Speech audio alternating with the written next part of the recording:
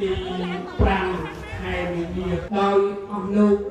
ជាបុត្រភិតាទាំងអស់មានធម៌កតញ្ញូកតវេទីទៀតណាដឹងថាអ្នកបដាយអង្គួន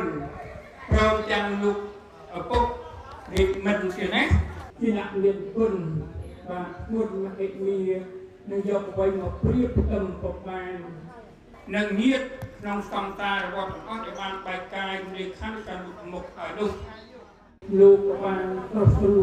លបងប្អូនជាឯកច្ឆន្ទព្រឹកយកថ្ងៃនេះដើម្បីរំលឹកដល់លោកអ្នកដ៏មានគុណ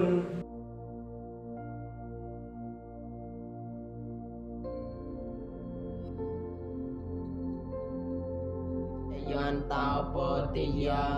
លេសាខ្យាណាំងនន្ទវតេណោអេវាំងថ្វាំងវិជ្ជយោហោហេតយាសុជយមង្គលេអបរាជិតបាលង្កេសីសេបតវិបោករេអភិសេកេសាពពទានាងអាកាបតោបមោតទិលខតាំងសមង្គលាំងសុពភាតាំងសហតតាំងសុខេណោមហតោចសយាតា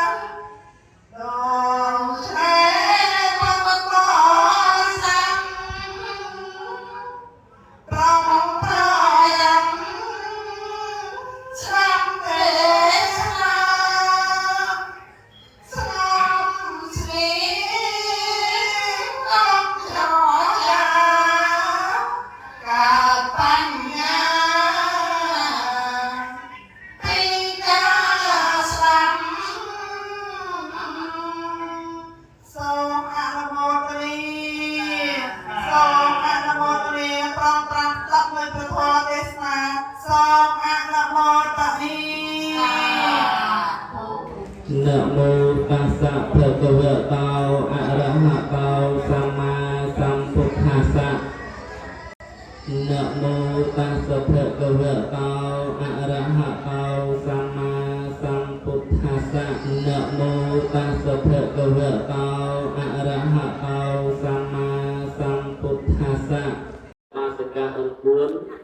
ពេលដែលគាត់ស្លាប់ទៅនោះរហូតដល់ពេលនេះគឺមានរយៈពេល10ឆ្នាំឃើញថាពេលវេលាកម្មទៅខែទៅមុខ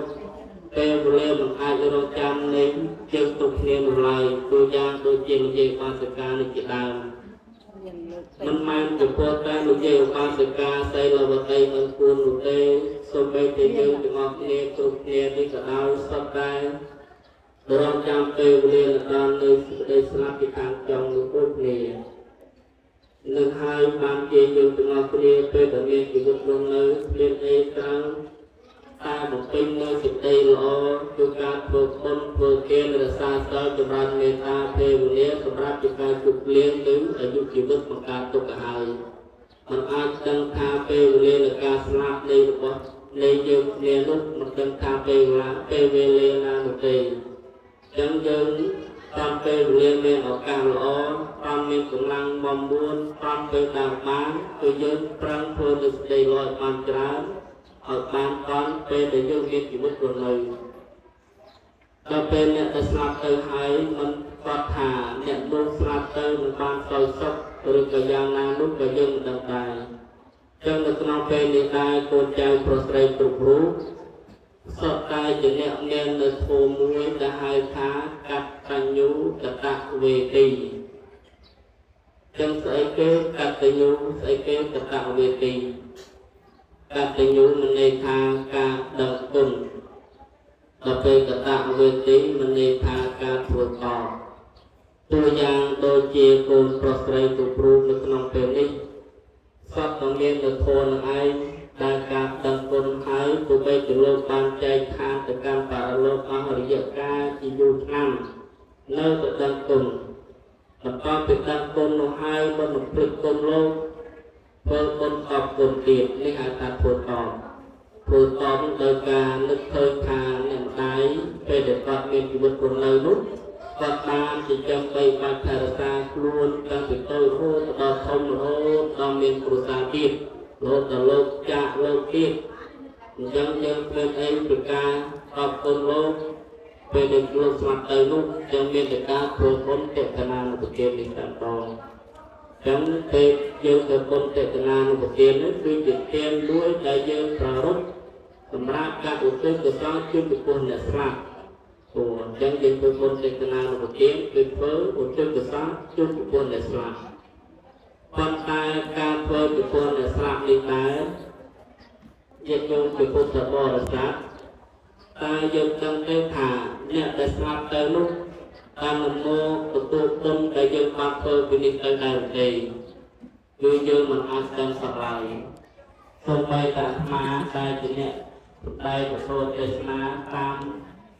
អូនេះគឺស្ដីនៃពុទ្ធជាចាស់ក៏ដោយមិនអាចដឹងថាបុគ្គលនោះស្លាប់ទៅនឹងបានសោយសុខឬបានទៅកើតក្នុងខាងគ្រូឬបានទៅកើតក្នុងមនុស្សលោកដែលយើងអាចដឹងដែរចូលការធ្វើនេះជាការធ្វើតបខ្លួនតែប៉ុណ្ណោះគេថាធ្វើទៅបើស្លាប់ខាងបើព្រាវព្រោះប៉ុន្តែស្នាមដល់ព្រាវដល់តែជាការតបខ្លួនចំពោះលោកអាស្រ័យលើការរបស់សត្វលោកទៅទៀតការសត្វលោកគឺស្ដៅទៅលើអ្នកដែលស្លាប់ទៅនោះវាអាស្រ័យលើការរបស់ខ្លួនតើពេលដែលខ្លួនមានជីវិតរស់នៅនោះបានធ្វើការអីខ្លះបើសិនជាធ្វើការល្អទៅវាការប្រសើរបំផុតតែបើសិនជាធ្វើការអាក្រក់ធ្វើឲ្យលំបាកនឹងហើយយើងមិនអាចដឹងទេញោមចូលបានពេលខ្លះយើងតែងតែរៀបចំធ្វើអីមួយតើទៅអ្នកស្លាប់តាមបានដល់ទៅលើរស់ដល់ពេលទៅរស់ត្រូវការអាហារបរិភោគប្រចាំថ្ងៃពិសេសគឺបច្ច័យកន្លែង4តែដល់បច្ច័យកន្លែង4ដែលយើងត្រូវប្រស្រ័យប្រចាំថ្ងៃមាននៅក្នុងបច្ច័យនោះពេលតបច្ច័យគឺគ្រឿងអាស្រ័យរបស់មនុស្សសត្វលោកគ្រប់រូបប៉ុន្តែការថាយើងមិនអាចយើងចូលទៅយល់ច្រឡំថាបច្ច័យ4គឺសំដៅទៅលើគ្រឿងស្លៀកពាក់របស់ព្រះសង្ឃគឺយើងទទួលដែរអត់ក្នុងវិហារមាដែលដឹងហ្នឹងចប់ទៅទេសនាផ្នែកចប់បាន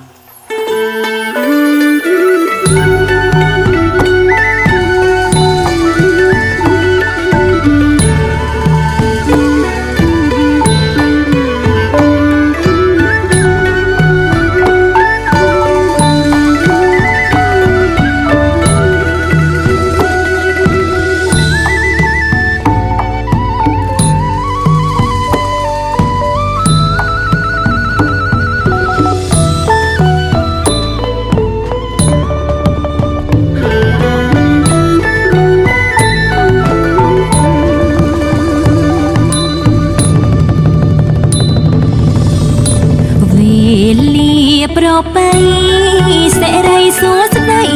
សូមបានជោគជ័យគ្រប់កិច្ចការងារយូរសាំងមានប្រាំងហូរចូលគ្រប់គ្នា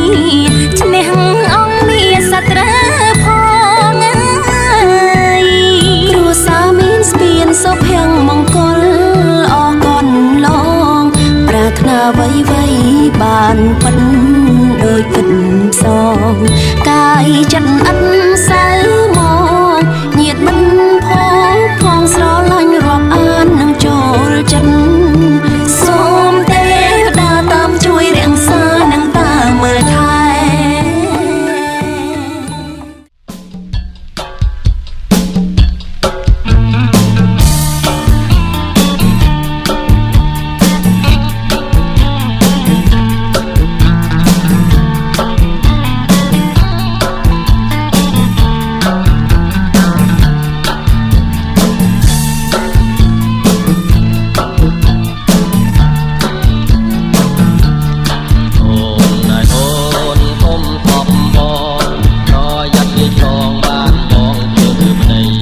Hãy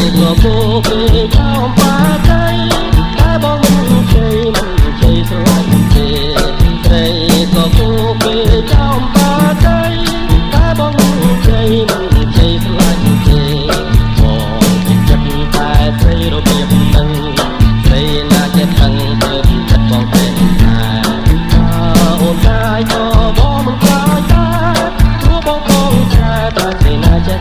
lỡ